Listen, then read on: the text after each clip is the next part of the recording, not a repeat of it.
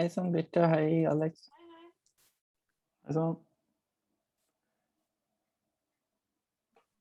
Skal vi se.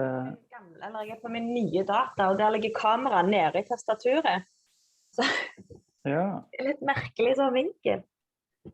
Men Jeg tror at det begynte å recorde nå. Det pleier å være noe som skjer sånn i starten når du du kan bare stoppe den. Og så we'll just give people a few minutes to get into the webinar, and then we will start. So yeah, let's see. Just a second. Yeah.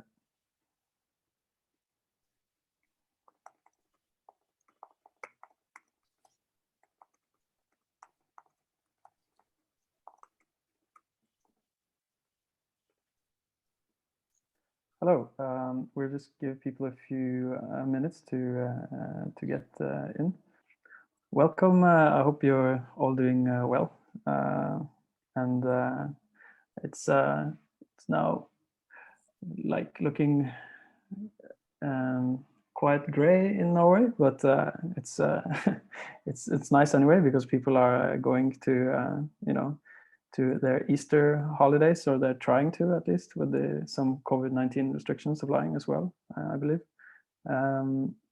So let's see. We're just gonna give people a few more minutes before we start recording. See.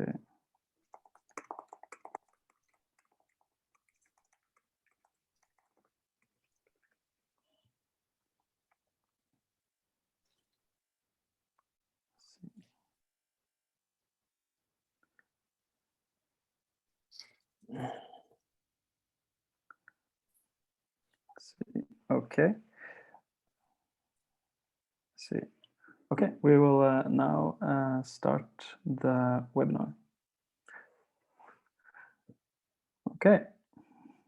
Welcome to NORA's startup webinar, Building a European AI Startup Ecosystem. On February the 19th, 2020, the new president of the European Commission said that she wanted to boost European artificial intelligence by attracting more than 20 billion euros per year for the next decade. Yet, when we think about artificial intelligence in Europe, the first company that comes to mind these days is the British startup DeepMind, with its AlphaFold used for discovery of protein structures. DeepMind was started in the UK and was bought by Google for about $600 million. Perhaps the most prominent AI startup in Norway within PropTech was bought for a modest sum of $240 million, or about 2.2 billion Norwegian kroner, by the American company Autodesk. As such, we do see successful startups in Europe. However, they are often acquired. But we do not only see success stories. One of the most heavily funded startups from Germany, CreditTech, founded in 2012, received $519 million in venture capital, but had to file for bankruptcy late 2020.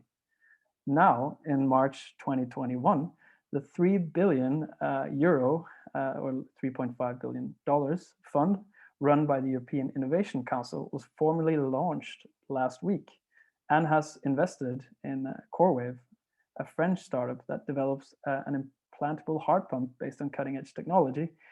Of the 35 million euro is raised January, 15 million came from the EIC fund, so that's the European Innovation Council. And an additional 7 billion euros has been made available in grants. Is Europe, though, competing well with other regions? Should competition be the goal, or how can AI benefit society? Does European strategy place a preference on established businesses? Most importantly, how can we improve? Today, we have gathered 4 people that might bring us closer to understanding more about this elaborate European approach to AI startups. We have many questions and we're looking for answers. Remember, you can always ask questions in the chat. The participants will present themselves and share some of their experience building an AI ecosystem. The webinar ends in a plenary discussion on shared interests, challenges, and possibilities, and how we might get even better at building a European AI startup ecosystem. First, let's start with a quick round of introductions. I will begin, followed by the introduction of each member. My name is Alex Moltzau, and I will be your host today. I work with AI policy and ethics at NORA. I work to provide an overview of national and international policies relating to the field of artificial intelligence. My educational background is within social data science, combining insight from social theories together with computational methods and data science techniques. I have a background from consulting in KPMG, starting up several organizations, and was the project leader of a large co-working space in Oslo. So first off, let's introduce one of the speakers today, Morten Irgens. If you could just give a brief introduction of yourself. Yes, thank you so much. Well, yes, my name is Morten Irgens. I'm in the management. I'm on the board of CLEAR, the Confederation of Laboratories of AI Research in Europe, and also on the board of NORA, which is a similar network in Norway. And I participated in establishing those two networks. Apart from that, I am a dean at School of Economics, Innovation and Technology at Christiania University College, where I'm also development director, and I'm advisor to the director of Oslo Metropolitan University, plus a number of other things. Yes, we'll stop there. Thank you so much, Morten. And secondly, we have Jan Boremans. Could you please give a brief introduction of yourself? Yes, certainly. Thank you for inviting me. So I am CEO of the European Startup Network. I am engineer by formation, always having had a passion for innovation. This passion made that I pursued a PhD in nanotechnology. And I think this love of technology is maybe typical for an engineer, but over time I grew frustrated with what I saw as what, in my opinion, is the lack of impact of our excellent R&D on economic impact. And this is a problem for me, because I think that if we want to keep our prosperity in Europe, if we want to keep our democracy in Europe, we need economic impact of our R&D. And so after my technology years, I was fortunate to be at the start of the startup boom. And so I participated first in local startup organizations, then the national Belgian one. And since 2 or 3 years, I'm leading the European Startup Network. Thank you so much, Jan. I think we joked briefly before you came in that Jan is a very Norwegian name as well, Jan Boremans. So we were kind of wondering whether we were going to kind of confuse the audience, and but let's not do that. What is the next speaker? Valeriya, could you please introduce yourself?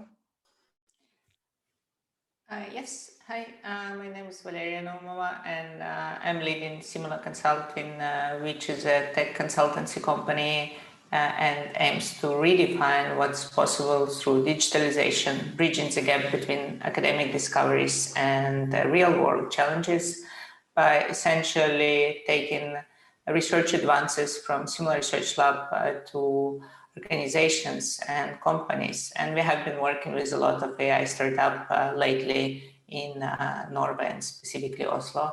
My background is in applied mathematics and machine learning, so I have been also approaching machine learning from research perspective for many years. Yes, thank you. Thank you so much, Valeriya. And now, Chris Moore, could you help us and understand a little bit about what you do? Hi, Alex. Thanks very much. My name is Chris Moore. I'm a technology specialist working for the Department for International Trade in the UK.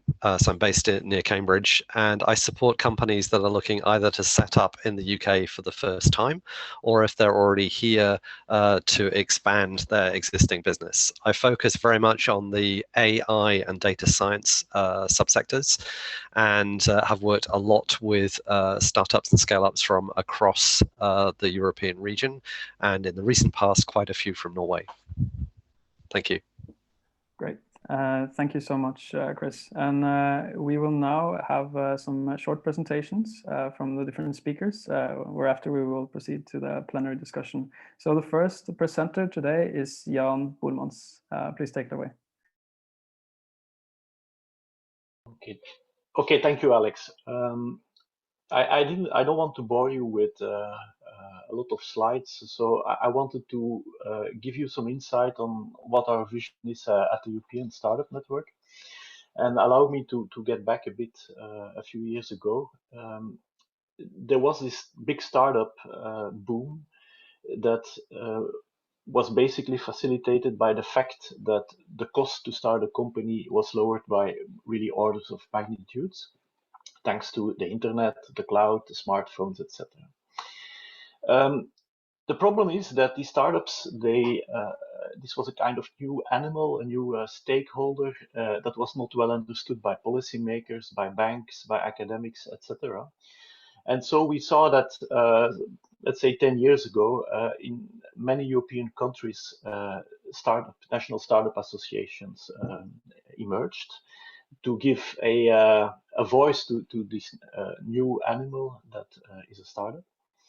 And this is certainly has been a good development, but 5 to 6 years ago we realized that, and this is maybe typical for EU, that we were very fragmented, so that there was no unique voice to speak to the European Commission. And so the national startup organizations decided to start European Startup Network, which is an independent, not-for-profit organization that aims to three things. The first thing is that we want to exchange best practices amongst our members. Something that works perfectly in the Netherlands can be an inspiration for something in Portugal, for instance. But we also want to give, so that's the first thing, exchange of best practices. The second thing is we want to weigh on policy making. So we both conduct surveys among European startups, and we also formulate policy recommendations. And we are happy to be included in different fora at the European Commission, so that we are able to give this voice to the European Commission. And finally, we're also piloting new collaboration formats with startups, because that's really what's relevant now. Is startups are not on an island, they are in an ecosystem, so how do you collaborate? We have 24 members in most EU countries, and we also include the UK and Switzerland. Unfortunately, we don't yet have a Norwegian member, but this might change soon. Why am I excited to be here? I'm excited to be here because I think that startups are the fast track to innovation, not in isolation, of course, but in collaboration with others. Over the past years, also in the priorities of the European Commission, deep tech has been identified as being very important and essential for our European startups. And of course, AI is one of the pillars of this deep tech. In the same time, there is an increasing push for digital sovereignty, where we say that it's not a good matter that we rely too much on non-European platforms and resources. And so if you think about AI, we have the strong belief that AI should be the fuel and the resource for many things, but that the chain from R&D to industrial impact should be kept in Europe. So for today, I'm also happy the focus is on ecosystems, because I think ecosystems are key to the success of startups. We don't only need an inflow of startups, we need startups to grow. The top 10 largest startups or scale-ups amount to 80% of the gross revenue and job creation. So it's not 80-20, it's 8-10 in this case. A good ecosystem has a large talent pool and sufficient funding, is connected globally, but also locally. And so this local connection, you need a certain density, a certain critical mass to have collisions that are not always planned to light the fire. And of course, in an ecosystem, the quality and the quantity of organizations and events are also very important. So this concludes my initial thoughts. So I'm really looking forward to our interactions. Great, thank you so much, Chris. Thank you so much, Jan.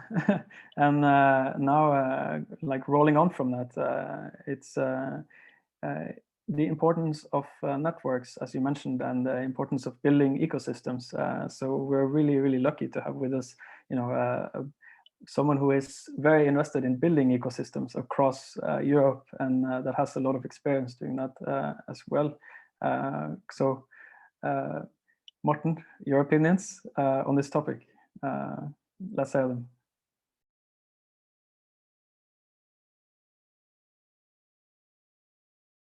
Let's see, Morten, if you could turn on that. Thank you. Yeah, I'm going to use some slides, and I'm going to move this like this. So this picture you might recognize. It is actually a variation of something more famous, but it was front page of The Economist on July 28th,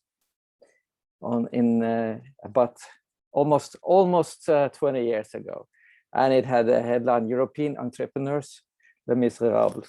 And of course, that was right at that time, but things have happened since. There is a change, so there is still, and there is a very positive change. There are the deep tech startup investments have grown a lot. There are about 1,600 early stage AI software companies in Europe. The startup ecosystems across Europe are maturing, though far from what it should be. And the European Commission is starting to take entrepreneurial economy seriously. However, there's a lot to be said about that. And the European Innovation Council has been established and have now also established a 3 billion euro startup funds and an additional 7 billion in grants. And as if you look at a map of activities, we do see that there's a lot of activities in Europe. And today I'm going to focus on these three regions a little bit for comparative reasons. There's an observation here, and the observation is the following. So my background is in artificial intelligence. I've worked in AI for many years, and Europe has always been strong in AI. This is just if you look at someone who has published a journal article or had a patent on an AI-related topic between 2007 and 2017. You get the following numbers, and if you look at that as a set where Europe has about 48% of that activity, but there is another observation, and that is the portion of investments, risk capital investment in AI in Europe versus USA and China. So there is the observation here is there's something happening. There is really such a stark difference between the research science activities in Europe and our ability to take this out through innovation and entrepreneurial activities. And this is the background for the discussion today, in my view. There's another observation, it's the following. If you look at various lists of the most innovative countries in the world, these are the European ones. 6 out of 10 or 7 out of 10, or there are other lists too. And basically, Europe is very innovative and have some of the best universities in the world. However, you should notice the following. These lists are composed of a lot of indicators. And you put them together, this is the ranking you get. But there is a difference between what you can call innovation indicators, input indicators and output indicators. And one of the reasons why Europe is doing so well on innovation indicators is that we have very good input indicators. These are the things that we put into the system to get innovation to work. Output indicators are the one that shows which results come out of that. Number of patents, number of companies, and there is very This is a typical picture for most European countries. Great input indicators, poorer output indicators. So there is sand in the machinery. There is something we should be able to do about that. So there's 10 challenges I will briefly go through.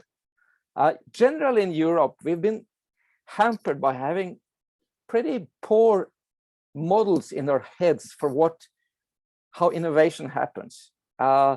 Very often, or mostly, we talk about, for instance, how academia should collaborate with industry. And there is really been a push model where the thinking is that academia is thinking out very good results, develop their research and their science, and then hand it over through a technology transfer office. Just think about that name in itself, transferring the results to industry that happily and gratefully takes those results and turn them into value for society. It's a linear push from academia to a thankful industry, and the government has a role in funding the academic side. And this is not the way it works. There is always, first of all, many more actors, and the process is absolutely not linear. It is really a question of non-linear interactions in tight ecosystems, and we don't have many dense ecosystems in Europe, and we have, to a large extent, rigged or political supports, if you want, the instruments using the old push model instead of using the ecosystem non-linear model.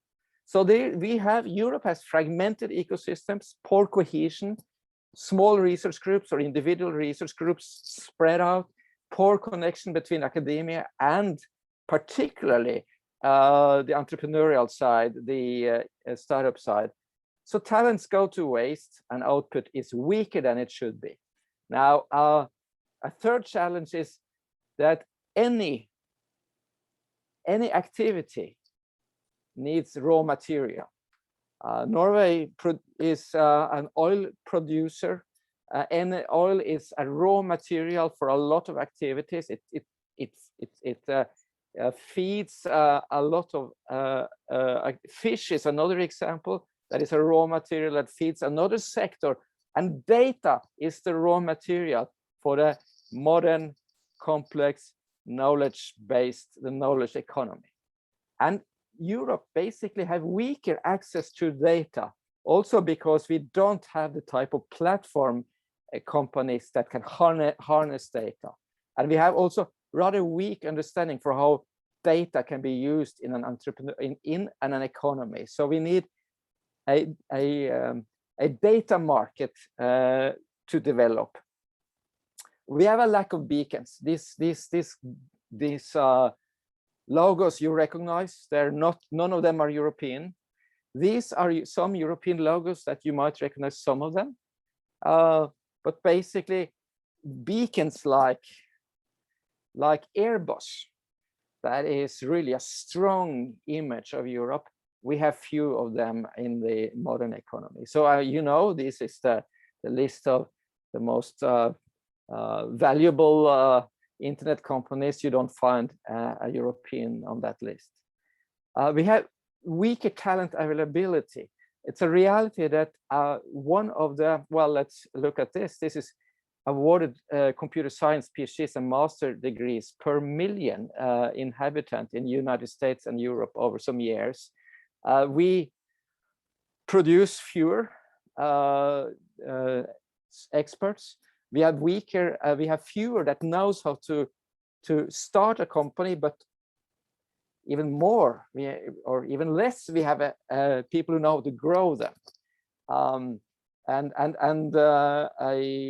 Statistics I saw recently in Norway show that the one issue that hinders growth in Norwegian companies is access to the right talents. Now, we might have a weaker entrepreneurial culture it's some hesitation to risk taking on entrepreneurship across Europe, and some weaker capital availability. We have 22% of the world's companies, but 10% of the world privately held unicorns, and only 5% of the world funding. So it looks like we raise less. When we fund startups, we fund them with less money, and they won't scale into the same degree that some of our competing regions in the United States and China. And in several European countries, I would say, including Norway, there's an unhelpful taxation for entrepreneurial activities. What are the things we can do? Well, we can support a vibrant Europe-wide AI ecosystem for research labs and companies, which is being built up across Europe. That needs all the support and sharing that it could have. This is the research labs and research institutes that are members of the Confederation of Laboratories of AI Research in Europe, CLAIRE. It's almost 400 labs and research institutes in AI that CLAIRE has established in its research network. And CLAIRE is now developing its innovation network across Europe in a similar model. And we want to connect them. And of course, you have startup networks, like, for instance, the European Startup Network. So we can start to connect this. We can establish a lighthouse center of AI research, innovation, and expertise in Europe. Europe is lacking the lighthouse or the hub or the really visible, cool activity doing AI research and innovation that you have in for instance, in the States. Many scientists that move to the States to work in Google or Amazon or Apple, they don't do it because of the money. They do it because it's cool. They can get to work in really excellent teams on really grand scales. And we can do that in Europe too, but we have to do it in certain ways in order to get it off the ground. And we should establish an ecosystem of excellence across Europe, and it's in the works. So I think that is where I will say these are some of the things we can do and discuss today. Thank you. Okay, thank you so much, Morten. That was very interesting and comprehensive. And talking about excellence, there's one nation in Europe that is very known for excellence in artificial intelligence, and that is United Kingdom. And we're really lucky today to have Chris Moore with us. So if you could give us a little bit of help, Chris, in understanding one of these really excellent environments for artificial intelligence. Sure, thanks very much, Alex. And I'll now share my presentation, which hopefully will give you an insight of what's going on in the UK with respect to artificial intelligence. So what I'm trying to do today is to give you a perspective of what's happening in the UK, but in a European context. We all know that, of course, there is a huge market opportunity for AI across many, many different sectors. But I think in the UK, we've gone beyond perhaps the more straightforward applications in areas like financial services and healthcare. And we're looking right across the spectrum, as these icons give you an indication. So in transportation, so in areas like connected vehicles, but also in IoT, in education, in food and drink, and certainly in manufacturing. So from that perspective, if you are a Norwegian AI company looking to for opportunities to work with customers to trial your technology, then the UK represents a really good location for that. Now, I think it's also interesting to talk about what support there is for AI research, development, and tech as it comes to the marketplace. In 2018, the UK announced a special sector deal for artificial intelligence. So it was close to £1 billion, so it's about 1.2 billion euros that was announced. And this has been targeted on a number of different areas. So increasing the talent pool by creating dedicated institutes which will focus on developing the next generation of PhDs and master's level students in AI, but also creating an infrastructure that is supportive of that. So in the Industrial Strategy Challenge Fund, which is a partnership between a number of organizations, but including UK Research and Innovation and the innovation agency Innovate UK. And this has a key thrust on artificial intelligence and data science, and is looking at a number of different areas, including this one, which is depicted, which is looking at next generation services, so applying AI to areas like accountancy and insurance and the legal sector. But in another domain, we've also set up a national AI a national AI lab in healthcare. And this has got off the ground over the last couple of years and is really a focal point for anybody who wants to develop AI approaches to solve healthcare problems, and particularly now with a COVID background. But of course, all of this has to be done in an ethical and appropriate environment, and we have a centre which focuses on that as well, and all of that's coming from this sector deal. Now, I think Morten was just talking about lighthouses or kind of beacons or points of international reputation for AI. And in the UK, a few years back, we set up the Alan Turing Institute, which is a national facility for AI and data science. This was around a 40 to $50 million investment, or around £42 million, I think it specifically. And this is designed to help universities interact with businesses to solve problems using AI and data science. So you can see here some of the best universities in the UK which are focused on this area, but also they have a strategic relationship with a number of larger companies. But if there wasn't room on the slide to show the next 30 or 40 companies that they engage with. So it's very much a focal point for AI in the UK. And in a more international context, they also have international fellowship programs to encourage international collaboration in AI. Now, I mentioned a moment or two ago about the universities and the skills, and in particular, UK has set up 16 separate centres for doctoral training in AI, and you can see that some of these listed on the screen. But in particular, there's a very strong focus on healthcare. And I think this is, again, a very important topic at the moment, obviously. But I think it's also interesting to see that there's been a focus on areas like natural language processing as well, and looking at applying AI to environmental and sustainability issues as well. Now, as an audience of startups and scale-up companies, I think many of you will be interested to know what support there is to help companies to come to the UK and to grow and to be successful internationally. So the program that the UK has for entrepreneurs is run by an organization called TechNation. They have a number of programs that focus on startups in general, so things like Founders Network and Upscale, Future 50, which are all designed ultimately to lead to the next generation of unicorns. But they also have a program which specifically focuses on AI, so the Applied AI program, which targets scale-up companies. So all of that is through government support on the left-hand side of the slide. But on the right-hand side of the slide are some examples of private sector support.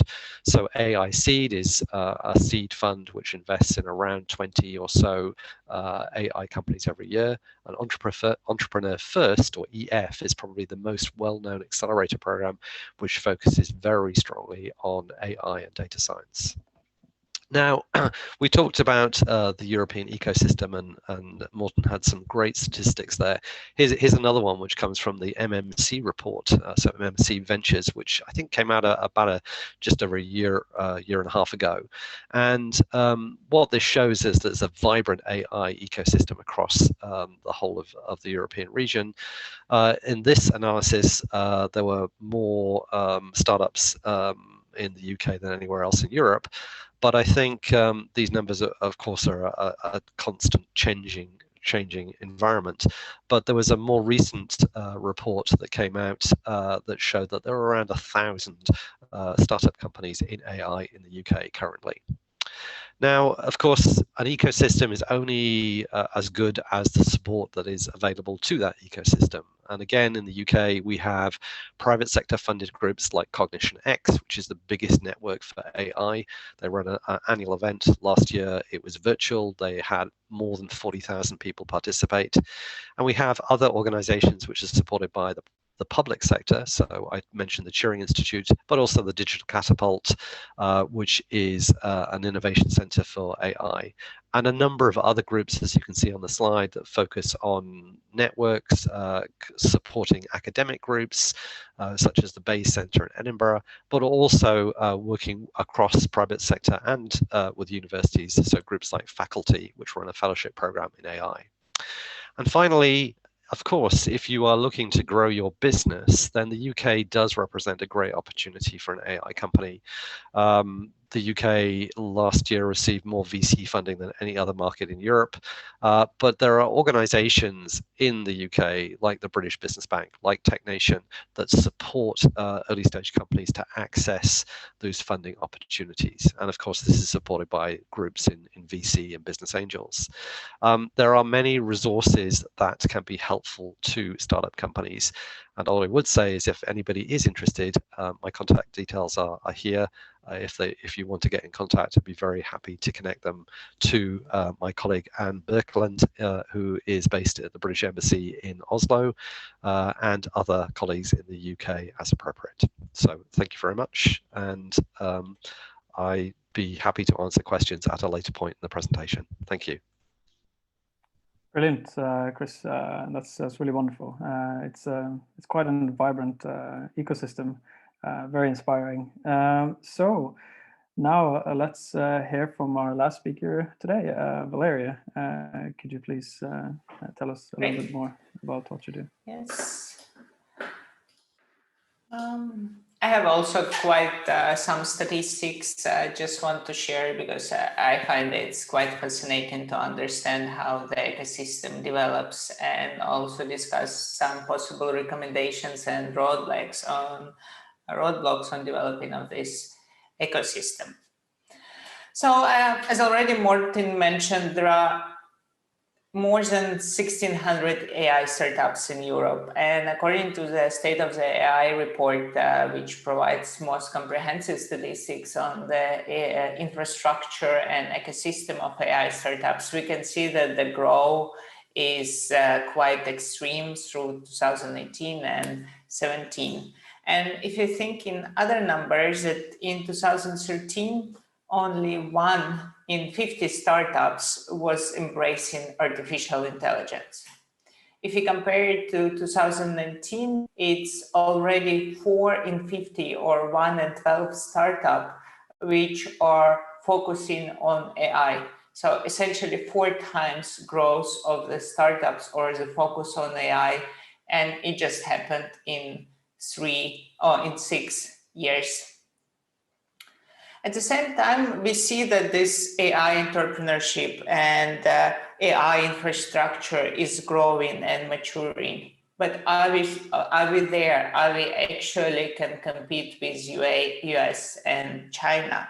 And if you look at other numbers, and in particular in the report, in the annual report, which selects all top 100 global AI startups, and if you look at it, we can see that only 15 startups out of 100 were selected, were essentially European companies which made it to the report.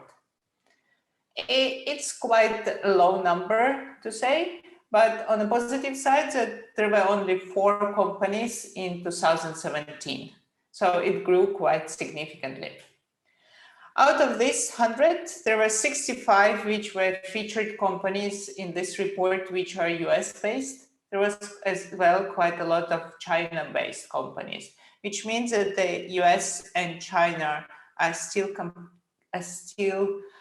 continue to be in the driver's seats when it relates to the artificial intelligence. And as also Chris mentioned, UK is actually the hub of the AI in Europe. And for instance, if you look at the report, out of the 15 European startups, 8 startups are actually UK-based companies.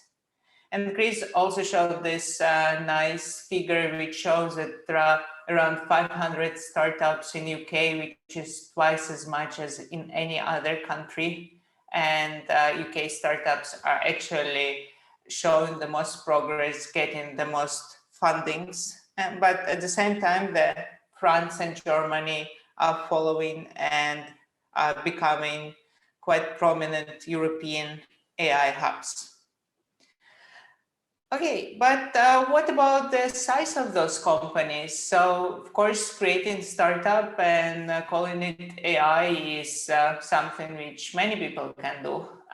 If we look at the distribution of costs and the size in terms of investments, again, in the State of the AI report, we can see that 6 in 10 AI startups are at the angel and seed stages, meaning that they're quite young and still there is a long way to go. At the same time, the early stage and the growth startups are increasing in size.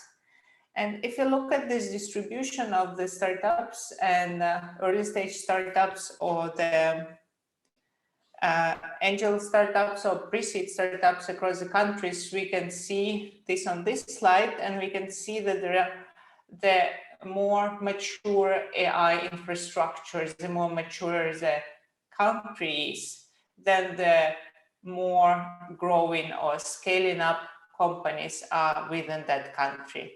So you can see here that in Germany and France, it's one of the 4 startups is at the growing stage or scaling up stage. At the same time, in Sweden, this number is much lower.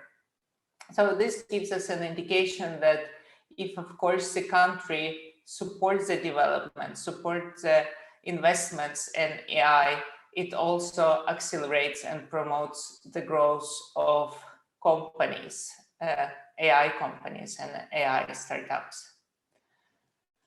So I said my background in research, but I'm also have been experienced a lot of collaboration with companies and helping them to tap the deep technology and the potentials of this, including AI.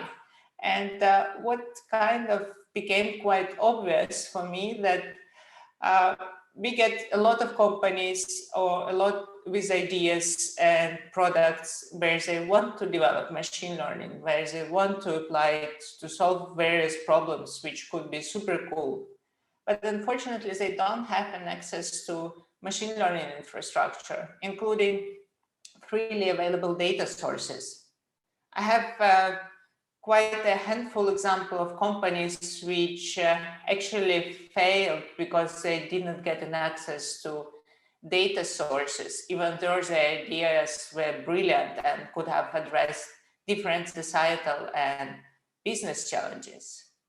And access to data sources is something which sounds super easy and it shouldn't be a problem, especially it wasn't some proprietary data set, but it was just as simple as people's CV, because it was in the HR domain, for instance. That was impossible to get hold of in a big quantity. And as well as in general ML infrastructure for computations, data storage, that's also is being a bit easier with the cloud introduction, but there is again not enough knowledge how this can be used and what type of resources should be used, so that startups do not overspend on buying that infrastructures. Of course, another problem is data scientists and data engineers. So Morten brought up this point that European Union educates a lot of talents and a lot of people, but of course, if you're a data scientist, you want to go and work at Google or some fancy company. Not so many people who want to go and take a risk and work in a startup. So maybe providing some kind of resources or a marketplace where data scientists and data engineers could be made on demand to try to address and solve specific problems present at startup, try to develop their product, or even just giving advice, because there is more experience and more kind of views on product, something which could help to mature startup infrastructure and also grow in a faster way by sharing experiences and giving an access to more experienced and educated personnel, which might be not so easily available for startups. And of course, another point which I find extremely important and which I think is really blurred by this hype of AI is general education and understanding on what AI and machine learning can do and what it cannot do. Because now it feels that anytime someone is saying machine learning, then everyone has to jump around and this solves all the problems like magic. But it's not the case. I mean, you don't need to have machine learning where it's not necessarily needed. Maybe something much easier like rule-based algorithms or decision trees can solve the same problems. But people try to bring machine learning to get more investments, more projects, and that should not be the case, because then it could lead again to this AI machine learning winter. So having a better education on how and understanding on what machine learning and AI can solve will really help people to differentiate where it's a hype or where it's a serious issue. I also found fascinating in the statistics that most of the AI and machine learning startups were in the domains of healthcare, fintech, and marketing. And if you're talking about healthcare, it takes around 2-3 years before any algorithm is get approved by regulations to be on the market. And therefore, it's extremely important to understand that if I'm thinking about investing or developing healthcare or medical startup, this has to be taken into account. So the road from the development to the market can take many years, which will make the investments or investors quite insecure / less willing to contribute for something which takes such a long time. And therefore, I was quite surprised seeing that in many statistics, healthcare startups were on the top. Maybe that could be the reason that there are many startups which do not make to later stage, because they don't manage to essentially survive up to expectations in terms of regulatory aspects, even if they have amazing algorithms. And then, of course, I want to say a few words on the more political aspects, and I think it has been more covered by previous speaker. Is, of course, it's important to collaborate across countries, and especially with UK, which is the main hub of AI companies, and transatlantic with US, and have a better focus among EU countries, and that's specifically for Morten with the CLARE initiative. They're working on that. And also promoting creation of AI hubs in Europe, so that not only Germany and France are kind of the main hubs, but also there are other countries which accelerate in AI development and contributing to it. So that was my point of view on the AI infrastructure in Europe, mostly based on different statistics from different sources, and also experience working with the companies in the past years. Thank you. Okay, that concludes our presentation. So if we could bring in all the different speakers for the plenary discussion. So you just turn on your video and we can all bring you into focus. Yes, we have kind of gotten some answers to parts of our questions, I believe. Is Europe as a region competing well with other regions such as US and China? Not necessarily, but maybe increasingly. Is the European strategy placing a preference on established businesses? Yes.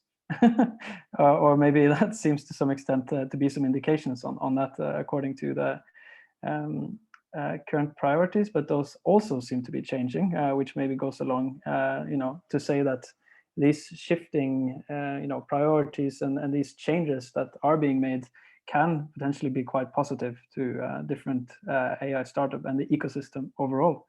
But the third question, perhaps the most important, is how can we improve? And that hopefully is part of what we will arrive at now to some extent in this plenary discussion. Yeah, so we have so many questions from the audience, and they are very much engaged. But first, I would like to ask you a few questions on my list. So I think one thing that was mentioned very clearly was talent, and I think that's a really important point. And there might be several of you that have opinions on this, but I would first ask Morten, due to this overall network, how do we work to bridge this talent gap, and what should we do? Well, three things, I guess. Number one, we do need in Europe to educate more, both on bachelor, master, and PhD level. Often Norwegians pat themselves on the back and say that, yeah, and it's the same goes for London. Actually, we're in the top in a population with high education, but when that measure is because we have everybody in Norway takes a bachelor degree. When we look at master and PhD level, Norway and are behind the average, lower than the average in OECD. And I do believe that we need to produce more talent. We need to produce more technically oriented people. We need to have more bachelor, master, and PhDs that are directed towards working in innovation and in technology and in AI and machine learning. This takes time. In the meantime, we can create I think Britain has a fast-track visa system for talents that would like to move to Britain, and Europe needs that too, I believe. Thirdly, as I said, the talents in Europe is scattered. There's some concentration points. London is one of them, but it's rather scattered. I showed you the map that showed the close to 400 AI labs and institutions across Europe that is connected in the CLARE network. It's the largest network of AI scientists in the world.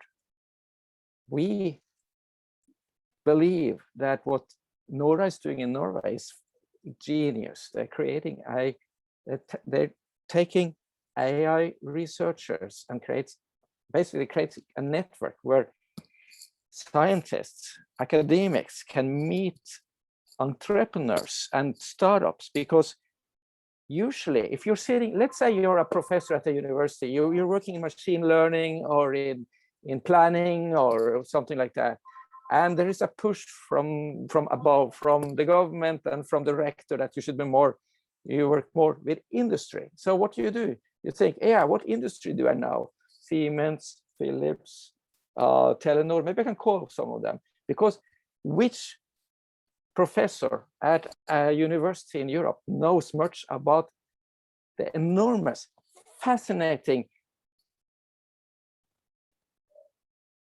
activities that the AI, that the startup companies, deep tech companies in Europe is doing?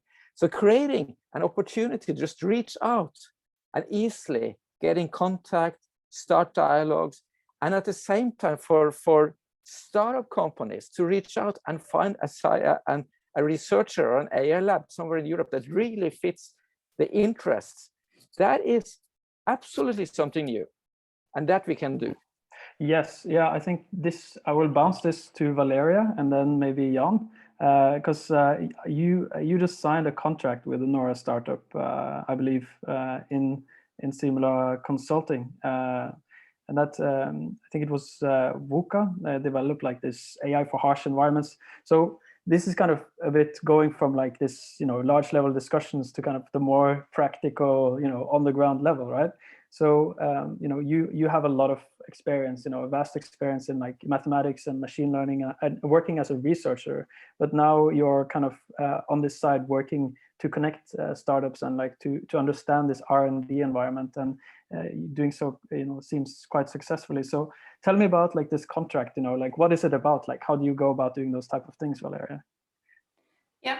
Yeah, that was really great that NORA essentially referred to us the company in your ecosystem, and that we could help them, and hopefully we will provide good results to them.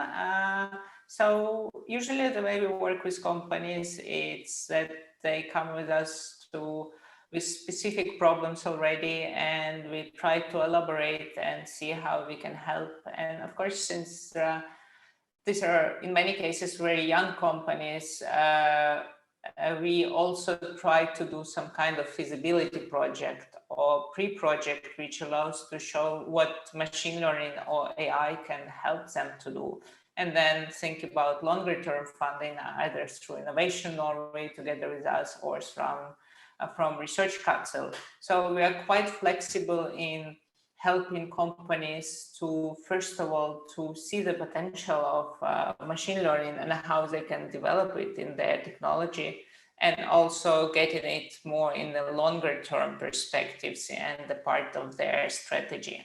But I fully agree with Morten that, I've been working as a scientist, and you always save the world in your papers, the first statement, but then you always work on the unit square as you do the experiments, as I always say. So having more closer collaboration between researchers, students, and companies, that will definitely be beneficial for both sides, helping people to not just use unit square, but use the real data in their work. Of course, we know that it's challenging, but it's also rewarding. But also helping companies to understand what does it take to develop machine learning, what actually you need to develop it. It's not as easy. And if you're talking machine learning or AI, development of model is just 10% of the whole pipeline. Yeah. This is actually this goes perfectly into one of the questions from the audience. That I want to ask Jan, because in the EU there's this concept of the digital single market, and we have kind of national level data sets and so on, and market access for artificial intelligence. Data, big question, for startups, and the importance of accessing this data. How can we envision this differently for AI startups, and this European network, how could you work to be an enabler in that kind of environment? So I agree. So access to data and exchange of data is very important. One of the first things we did after the beginning of this year is to make recommendations about what should happen between EU and the UK. A problem we might have a bit is that if you look at our companies, they are in Europe typically more B2B than B2C. Yeah. And the concept of open data in B2B is sometimes more difficult than in B2C. So there is no clear-cut answer, but yes, of course, we want to have open data from governments. We want public data as much as possible, but we have to realize that we are more in a B2B concept than B2C. If I may say something about talent also, coming back, I hate to slightly disagree with Morten because I like him. But I think in general, I think we are I'm a little bit less concerned about the lack of talent in Europe. I think the biggest problem is capital. Maybe we can come back to that later. I think, yes, I think also in most of Europe we have freedom of movement, which is very important for startups. But it's no solution to just have more PhDs. We want to have people that are skilled, that are able to start companies, right? And we did a study in the past, and you see that intelligent people in risk-averse societies, they start to excel in intrapreneurship inside existing companies, whereas in risk-tolerant countries, they are more going to start new companies. So it has to do with culture, and culture is something that is not so easy to change. In some countries, you have programs like Dragon's Den and similar that you put in prime time, and this actually works to change the culture. Because when you start a company, not only you have to be convinced to start a company, but you want your girlfriend and you want your parents not to say to you, "Are you crazy? Go to work for a bank instead." So it's really a cultural thing. Okay, so I have still other things, but I will shut up now to make place for other questions. Yeah, I really enjoy these discussions, because that's how it becomes a discussion, to kind of fill in the blanks, or to open up some new perspectives. And actually I quite really like, because I did check out your website, that you said like this 3,800 cups of coffee, because I used to work in a co-working space, and there was this bottomless concept of coffee. You have one there, I see. So yeah, that's really great. So it is to some extent about building a culture, or like very much so. I think there's one kind of specific area that the audience is curious about, or like one specific startup area that I want to explore with Chris here, because Valeriya talked about health startups, and this is an area that is important for a lot of different countries in Europe, but also one area that Norway really wants to kind of become better at. There was this audience question of like, what are the synergies with Norway in your opinion? But also I would say that this British company, Exscientia, they raised about $40 million in the Series C recently, which they intend to use for AI drug discovery. So there are some kind of quite amazing new startups receiving lots of funding in the UK. Could you tell us about this culture in UK for health startups, and what synergies do you see with Norway? Sure. So I think that's a very good point, Alex. And you're right, there has been a lot of emphasis on support for healthcare AI companies. So if we go back to the beginning and look at those centers for doctoral training, 5 or 6 of them are focused on healthcare. Some of the key accelerators in the UK are looking at healthcare from an AI perspective. So there are accelerators like EF, but also Digital Health London, similar kind of thing, but looking at digital technologies for healthcare. The creation of this NHS AI lab, which is a way for organizations to work with the National Health Service to provide technology. But there are also success stories like the one you just mentioned, and other companies like Benevolent AI, which means that the investors are also very keen to support healthcare companies. And why is that? Well, you can clearly see the return on the investment. If you're developing technology that will lead to faster drug design, more effective battles against the virus, or even simple things like helping through using chatbots and natural language processing to engage with patients more effectively using robotics or simple chatbot. So all of those things, I think, are very well supported and very well viewed by the investors in the UK, but also by the general kind of startup community and those that are interested in innovation, because the health service really is very, very keen to adopt more and more digital technologies. Yeah, and I think we just begin to see that. Yeah, because there was another question. You're getting a lot of questions, Chris. But this is about the AI work of NHSX. Because this is also important. We have to lift this up, right?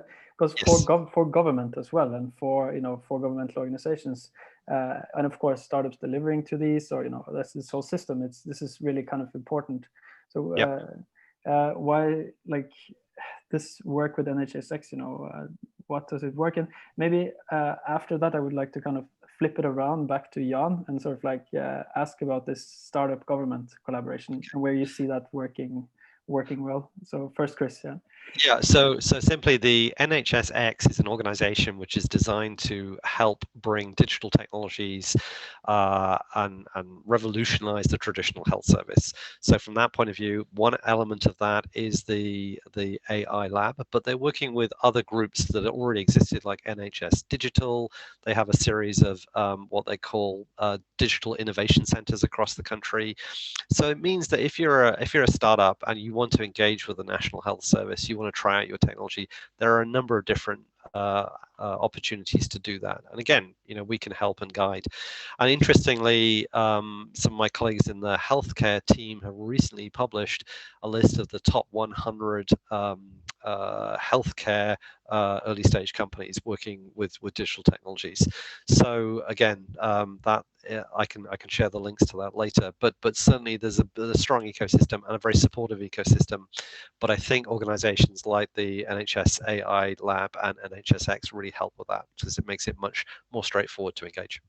Yeah, and because Jan, you have so much lived experience in Brussels, both as a researchers and also like within these AI communities. And of course, the EU, they're very kind of concerned in using AI and making sure that like artificial intelligence benefits society, which I think is incredible, and the trustworthy AI and a lot of different frameworks and strategies to make this happen.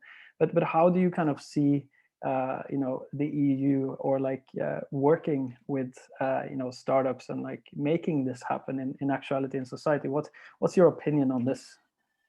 Okay, so in speaking about startups in general, I think the EU is really stepping up its efforts in making sure that startups become front and center of economic policy.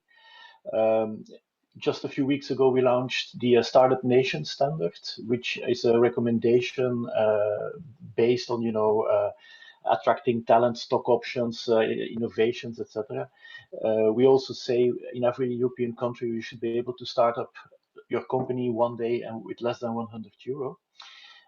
So this is good. The problem is that some of the things that are very relevant to startups, like fiscal policy, bankruptcy, labor law, corporate law, they are the exclusive competence of member states. Yeah? So that creates a tension. Even we sometimes go with very nice recommendations to the European Commission, and then they tell us that's all very nice, guys, but that's the competence of the member states. So please talk to the 27. So yes, so I think the European Commission is realizing that they need startups for their green agenda, for the recovery. And I see a lot of things, but there are also some real choices, maybe tough choices, because, for instance, the difference between the EU and the US is that we make different choices. For instance, with respect to density, in the US, it's conceivable that you have, let's say, the Boston area, the Austin area, and Silicon Valley, and then outside you have sometimes wasteland. I mean, economic wasteland. In Europe, we make a choice not to do that. There is an active policy not to do that. So the density is less, but the distribution of wealth is better. So these are societal choices. The same with state aid. And for instance, if you look at procurement, in Europe, it's 15% of our GDP. For 75%, it goes to non-Europeans. If you compare this to the US, you have DARPA, huge amounts of money. You have to be an American company to qualify. So we believe in Europe more in a free and open market. It's a choice. Some other countries don't do it. I draw the parallel with the vaccination strategy, and we see how it works out, right? So this idea of fairness, and these are choices, and so do we want to see them differently? I don't know. Yeah, I believe Morten has a comment on this. Yeah, well, it's true. It's been a very interesting difference between the States and China, for that matter, and Europe. But lately, last 5 years maybe, there's been an increasing focus on sovereignty, digital sovereignty, technological sovereignty. Technological sovereignty is quite obvious. Technology defines the reality around us. It defines how I'm thinking, how I interact with other people at work, what I talk with my wife about over breakfast, and who I vote for even. And Europe, yes. So yes, Europe is more to B2C, business to a B2B, while the States are more B2C, business to consumer. But business to consumer really defines the reality to me as a consumer and me as a citizen. And for that reason, there is a concern that Europe has left it to others to define the reality Europe is going to live in.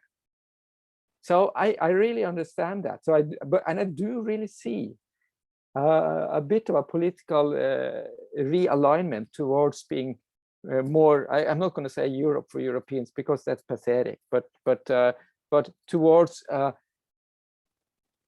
stronger investment in core entrepreneurial activities and innovative activities to create a technology base that is European, because Europe lives in this reality. We would like to control our future.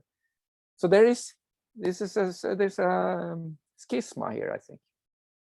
Yeah, I think like these are all notes on the European reality, you know, and from all these perspectives, we learn kind of more about, you know, what is Europe, you know, in terms of AI startups and like, but that also is linked to all these other areas. But I think it's really interesting as well that the people that we have invited today have this experience kind of trying to understand, you know, like Europe to some extent as well. Because I know that Valeriya, you worked previously as the EU coordinator in computational biomedicine, but that was some time ago. So I was wondering about your perspective as well on like the European approach, you know, or like this kind of culture that we have now, you know. How can we improve, you know? What do you see, you know, in that regard? So yeah, when I have been working as a computational coordinator or in computational biomedicine, that was mostly related on establishing contacts with companies and forming consortia and applying for EU or national grants. I think, as already mentioned, I think there is a huge gap between what's done in research labs and what's kind of delivered to companies or what companies are using. And I think that should be better addressed. I believe that UK is doing great on this. And for instance, if you're looking on all these papers by DeepMind or other UK big companies, I mean, they publish in a most prestigious conferences, and what they're doing actually research or something which changes the landscape or the advances in machine learning and artificial intelligence. Whereas the attitude in most of the smaller companies is we are not going to do anything new. We of course want to take something off the shelf, which it makes a lot of sense, but sometimes it would not work as you expect, and you definitely need to have a clear understanding on when it will work and when not. And for that, it's not just enough to pass a course on Coursera and say that you're a data scientist. So having a better and closer collaboration with research and education centers, it's definitely something which will promote the overall knowledge and enhances it. That's from my perspective. Yeah, so right now we have actually quite a few questions from the audience, and I just wanted to create this kind of broader discussion first, but now I kind of will go specifically in and try to make sure that we get through quite a few of the questions from the audience. And some of them ask for like open panel discussion, but I will actually try to see who wants to answer some of these questions as well, as we don't always have or like the chance to create an open panel discussion on every single question that is asked. First, there's a question about, there's a Swedish author who writes a book called The Innovation Illusion. that says there are no new companies in top 50 last 40 years in Sweden. The larger players in Europe give an innovation illusion to maintain the status quo. What does the panel think? Is there anyone who kind of immediately thinks that they want to answer that question? The floor is open, so to speak. Could I just say a few words, then maybe others would like to add? I think, of course, a lot of the innovation will always come from early stage companies, and therefore it's really important to stimulate and support that community. But frequently what happens, and we've had a few examples of this discussed today, is that larger corporate organizations then acquire those early stage companies. Sometimes they're retained very much as a separate standalone entity. So DeepMind is quite separate from the rest of the organization. But in other cases, a company is acquired and then just disappears, becomes part of that corporate entity. So I think gradually we will see companies come through that do change the landscape, and Spotify, I think, was one of the companies that was highlighted in Morten's presentation. That's a good example. That's a company that has changed the environment completely, and it was started as a small company. Skype the same, although Skype ultimately became, had a different pathway.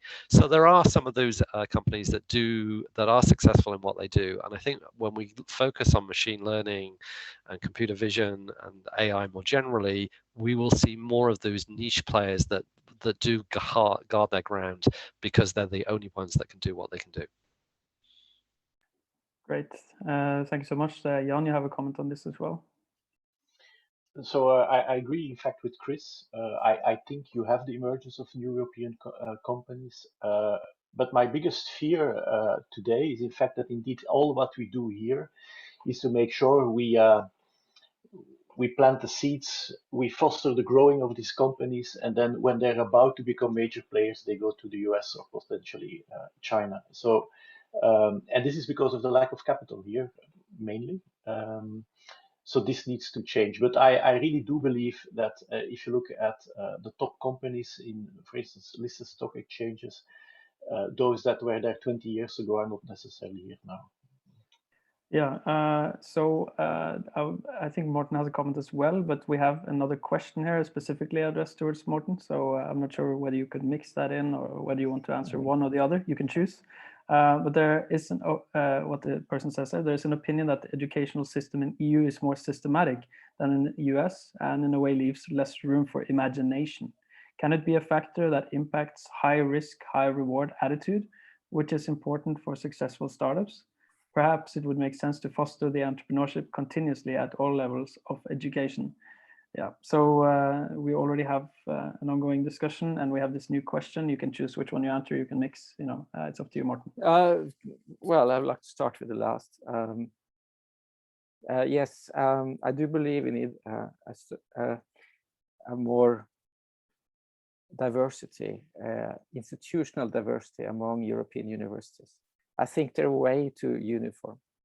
And you have also this peculiar idea in some countries about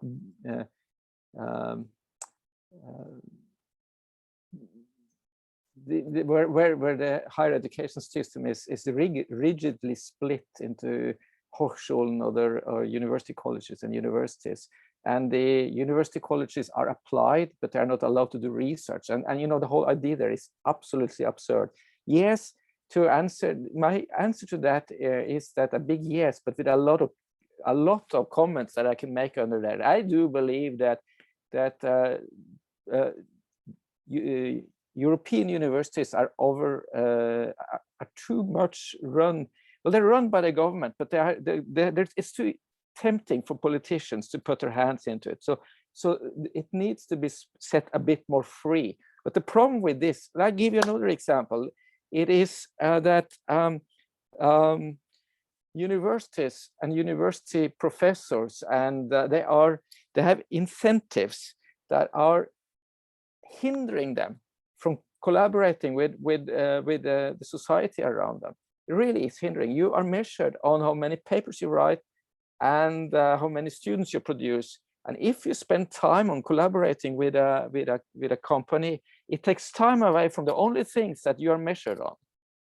So in fact, it's a negative incentive to collaborate with industry. So we need to be able to create, have a bigger diversity of universities that is able to turn its back towards this strict measurement system and funding system and do their own thing. We do need more of that, and I do believe in the MIT model where they say mens et manus is their motto: hand and mind, the pragmatic, the practical, and the intellectual, theory and practice. It's harder to do in Europe. Yeah, it's a really interesting perspective as well. You know, I think Europe is trying to kind of address this through various ways, you know, and various projects. And I think maybe the European Digital Innovation Hub, it's kind of is maybe part of that overall approach. And there is a question here as well, coincidentally, that how do you see the role of the EDIHAs, the European Digital Innovation Hubs, as part of engaging small and medium-sized enterprises and startups in the increased use of AI? How can science and European Digital Innovation Hubs cooperate to achieve better distribution of solutions, creating more competition and employment? Yeah. So that's a question. I was thinking maybe to ask Valeriya as well, you know, from a practical point of view, you're working with startups now, you know, do you see this kind of potential network as a possible contribution? You know, what's your opinion on this? Yeah, I think Morten would be more coming from political perspective. But from a practical perspective, I would say that, of course, working with startups is also challenging in the sense that there is not many established procedures, there is a lot of money, so they want fast delivery with minimal amount of resources. So it's definitely, I agree with Morten that this kind of collaboration between companies and researchers and universities has to be promoted at the university level, not just counting the number of publications, but also looking at the collaboration with other companies and establishing contacts. I know that, for instance, in Technical University of Munich, they have the data science lab where they actually establish triangle collaboration between students, companies, plus faculty member, where companies come with a real project for a semester and then students work for this project. It helps companies to actually find future employees. It helps them to solve. Students at the same time gets exposed to real problems. And this type of collaboration is definitely something which could promote and enhance collaboration and understanding of research and industry on the machine learning aspects. So that would be my kind of the most straightforward thing to do, because it's not so difficult to establish as well. Great, thank you for that answer. As you said, I know Morten probably has some thoughts on this, but could I bounce it over to Jan first quickly and just hear your opinion on this, these European Digital Innovation Hubs?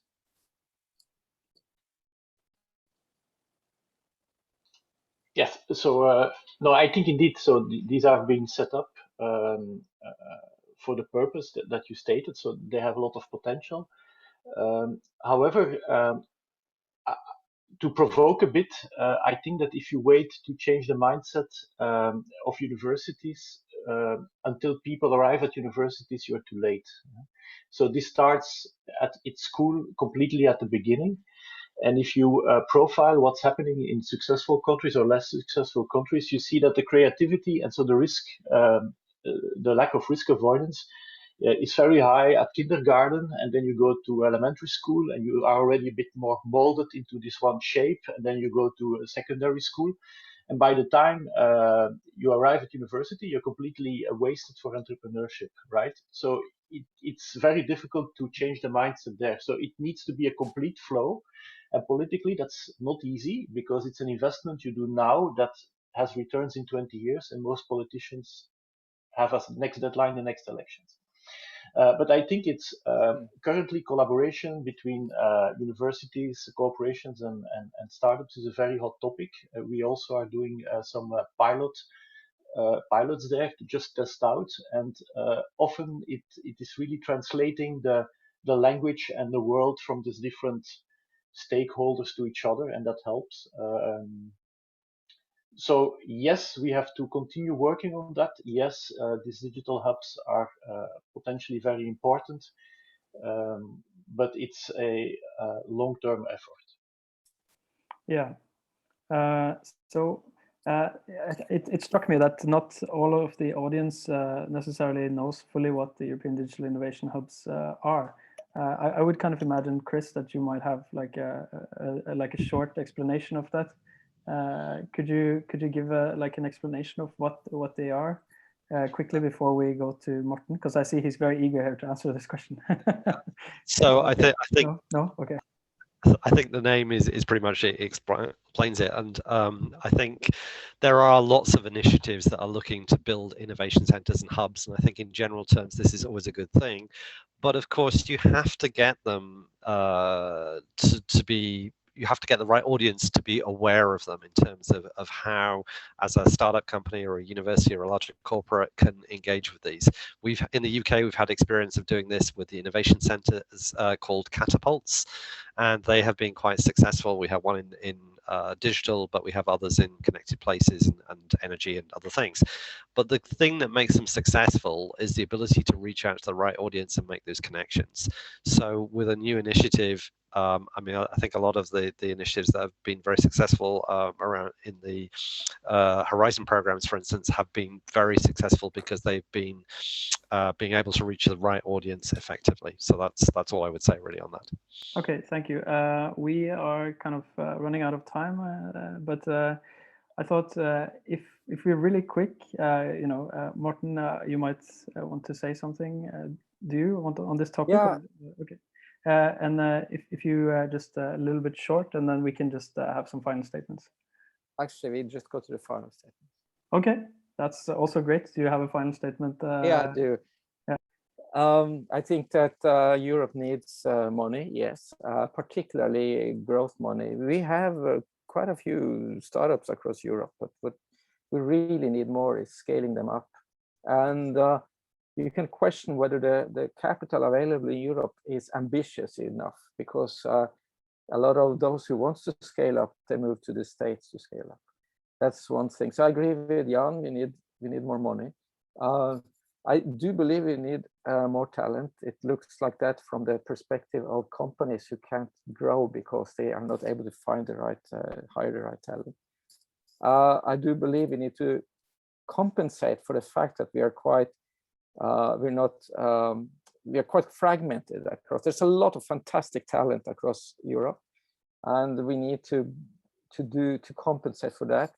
I think establishing network like Clear, connecting them with startup networks, creating like a NORA.startup across Europe would be fantastic, and also establishing a lighthouse for AI in Europe where scientists and innovators can stay for a while and then move back to their own